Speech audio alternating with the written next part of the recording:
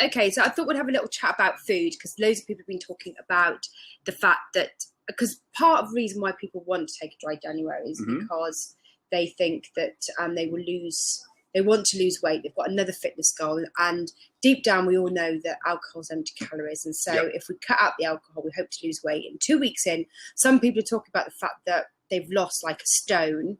I'm not mentioning anybody on our group, but there's one member who's just, milking it. Congrats. I'm really pleased for you. Well done. No, we're not.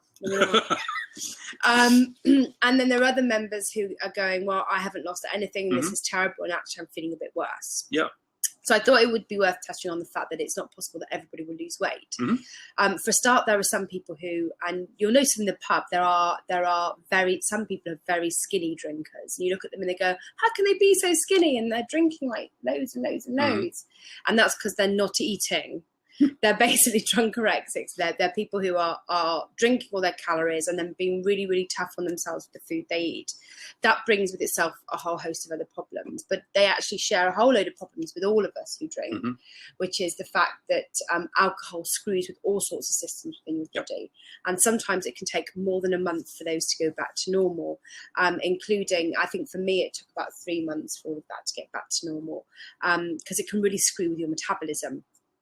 It does that in a couple of ways, and one is to realise that basically when you're drinking alcohol, so what's your favourite drink? Pale ale. Pale ale. So when you're drinking pale ale, you're really drinking some poison, which is very dramatic. And then a friend of mine said, oh no, but we put poison into ourselves all the time. We eat sugar and stuff like that, and kebabs and cake. Well, actually, all of those things have some nutritional value in them somewhere, and your body has the mechanisms to process the carbohydrates and the fats and the sugars and whatever in them. But actually alcohol, it doesn't have the systems to process. It can process alcohol because we actually produce about 2 units of alcohol in our body naturally. Did you know this? Every day? Every day. Because the fermentation in your stomach, you're like a little mini brewery there. I had genuinely, I had no idea. That's really interesting. So that's the reason why we can process it at all. Otherwise, I guess it might be like cyanide or something. You might cark it quite quickly. So although we can process alcohol, our body does begin to process it as a poison. And so only very little bits of it really go through our system. Lots of it gets sweated out in urine. And because we know it's diuretic, a lot more comes out in urine.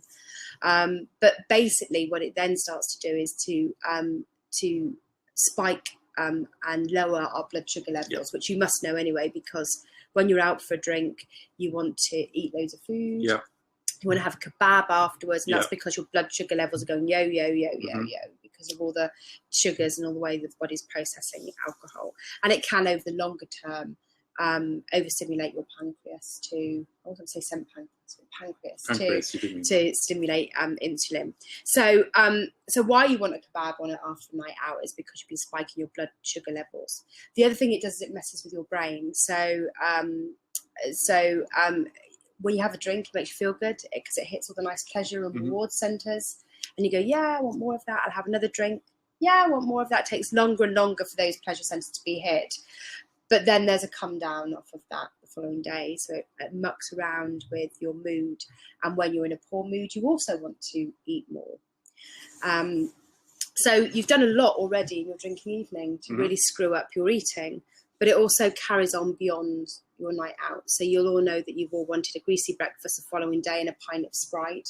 What's your hangover drink? My hangover cure of choice is orange Fanta and mini cheddars.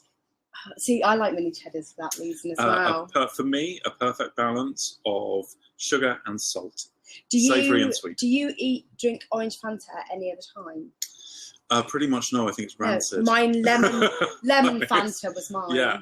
I would go out to a shop and buy, the only time I'd buy was when I was hungover, lemon Fanta. I'd eat a KFC, and I could munch through a whole packet of mini cheddars.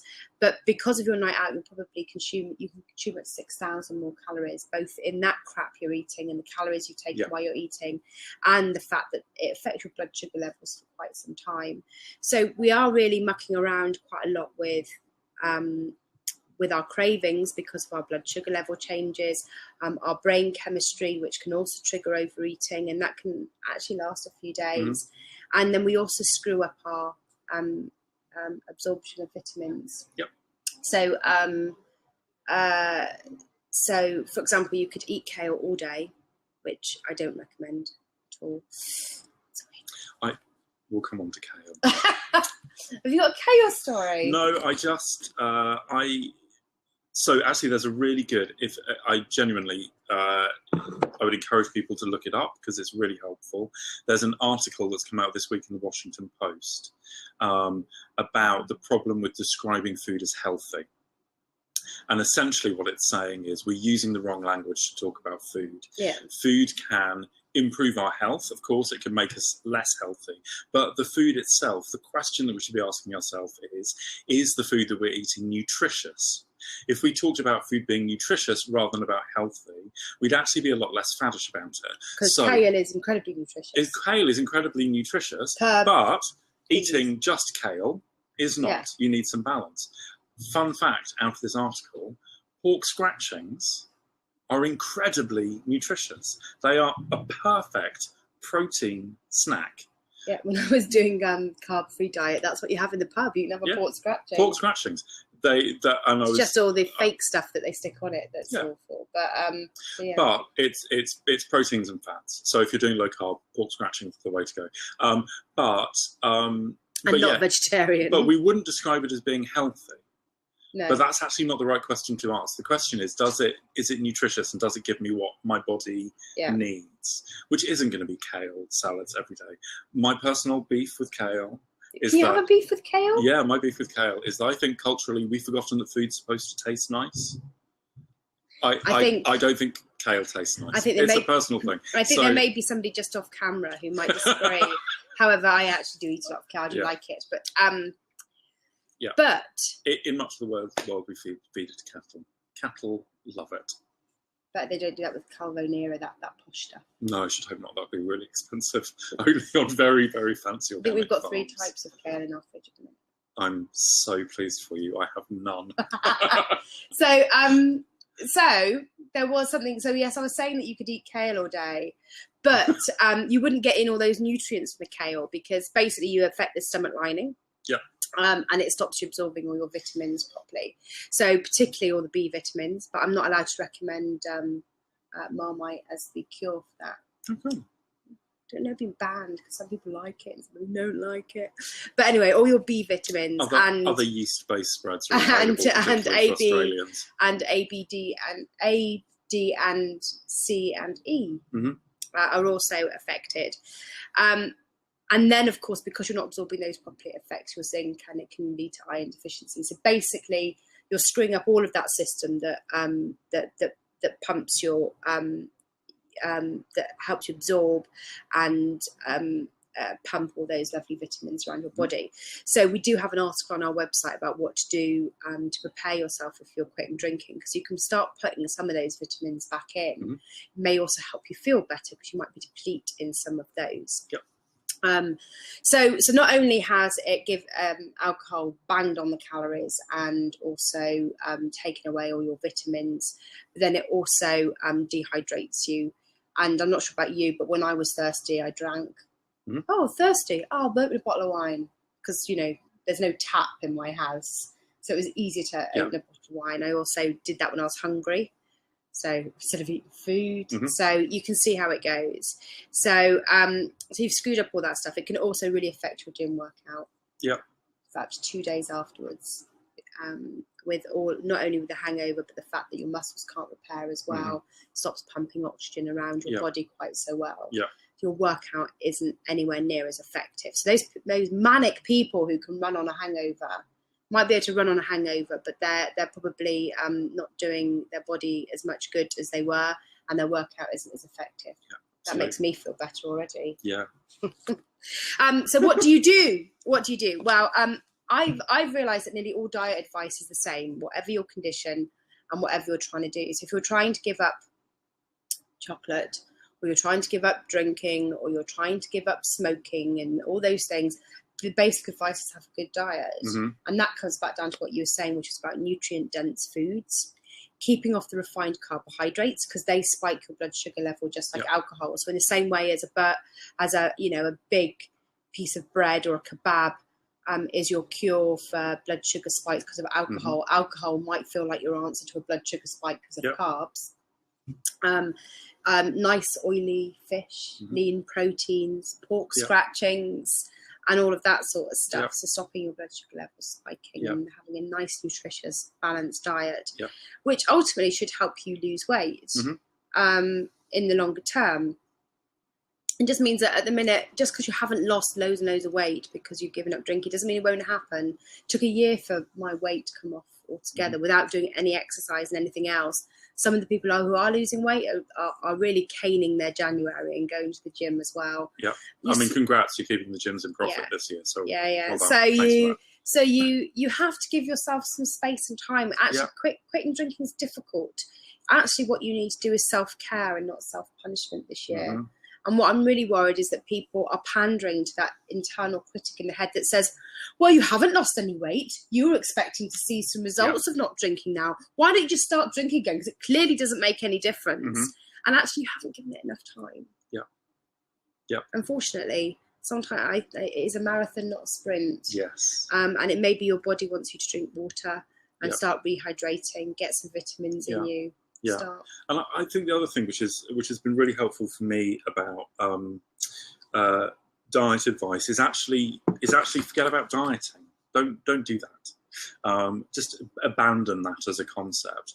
Actually, if you go on any of those kind of weight to calorie ratio things, what you discover pretty quickly is that at the target weight that you want to be, to sustain that weight, you're maybe only eating 300 or 400 calories a day less than you are right now. So the idea that you're going to starve yourself to get to that point and then suddenly magically come back up to the right number of calories. That's how the yo-yo works. That's how you end up depriving yourself, and then you end up binging and depriving yourself and binging, and your weight goes up and down. Actually, look for good role models of people about the size that you want to be, and just start to observe what they eat.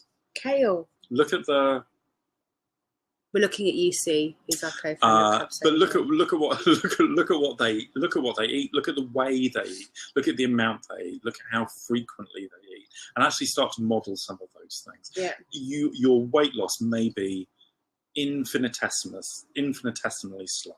Don't put yourself on the scales every day. Weigh yourself once a week. Actually, even better, stop weighing yourself and just focus on how your clothes feel. That's another really kind of sound piece of advice. But remember, you're absolutely right about self-care. You are not going to make yourself feel better by making yourself feel worse. And if you genuinely don't like kale, I genuinely do not like kale, do not eat it. There are no rules. We are omnivores by nature. We will happily eat anything that's put in front of us, and we'll gain some kind of nutritional value from it. Brussels sprouts? We're being heckled with the word Brussels sprouts. No, I love Brussels sprouts. I've got Brussels sprout and kale salad in my fridge. Amazing. Why would you do that to Brussels sprouts? But the point is, if you don't like muesli, don't eat it. There are other healthy ways of having breakfast which are not that. So experiment, try things, be easy on yourself. Don't worry about and that brings me on to a really nice other thing, which is that when you change your drinking, we've already talked about finding other things that you enjoy, and cooking can be one of those things. And Sam, who's a nutritionist that works with us, talks about the fact that the more home cooking you do, the more you find the things you like. You'll always eat the things you like. You will learn to cook more and more the things you like. Start batch cooking at the start of the week. So home cooking can be that lovely distraction. It's not so onerous that you feel you have to get a degree by the end of it. It's an enjoyable thing. You can do it at home, and you're preparing something that nutritious and means that you're caring. And if you need some gadgets to help you with that, so Sam went through her top things that are really useful. I can't remember them all, but one is, and I don't know why this one springs to my mind first, but is an Instant Pot. Which is, I hadn't seen it before. It's very exciting. It's a combination between a pressure cooker and a slow cooker, and there's all sorts of things. It steams and everything. Cool. And so you can set it up to do your porridge, but you can also set it up to quickly cook stews and all that sort of stuff, and put it on before you go to the gym and come back lovely hot meal. Awesome. And an extra freezer, so you can put in loads of batch cooking Mm-hmm. and stick it in the freezer, which I also think is a really good idea. So so do, you know, make your kitchen a project. Think about those things. Think about the foods that you need to get in. And then where I break with people like Sam is to say that when you're going to the pub, and that's a big trigger point for you for drinking alcohol, of course, Mm-hmm. that's the time to go, well, okay, everyone else is having a pint, I'm going to have a Scotch egg that they sell behind the bar, or some port scratchings, or some crisps, or nuts, or I'm going to have a premium fizzy drink which has got sugar in. That's the time to save those things Mm-hmm. for that occasion when you go out. Because again, if you're going, oh my God, I'm going to the pub where I'm trying to avoid alcohol and also I want to lose weight, so I'm also avoiding the sugary drink and everything like that, then you're really setting yourself up a really hard task. So I'd like people to save that bit for the pub. There's an 80-20 thing, isn't there? There's about or whatever kind of proportions you decide mentally for yourself, actually giving yourself some slack and some time off. You don't have to make this difficult. No, and if there are occasions when you're craving and you just want something sweet, which will happen quite a lot, do it, because you can deal with the chocolate craving later. Mm-hmm. But now you're trying to give up a substance that has been, you know, soaking into your body for quite a while and has had quite a big impact. And that's the biggie. That's the thing you need to focus on. The rest you can do later. I would agree. It could take 3 months for your energy to pick up. And so then you'll have the energy to go to the gym and go running.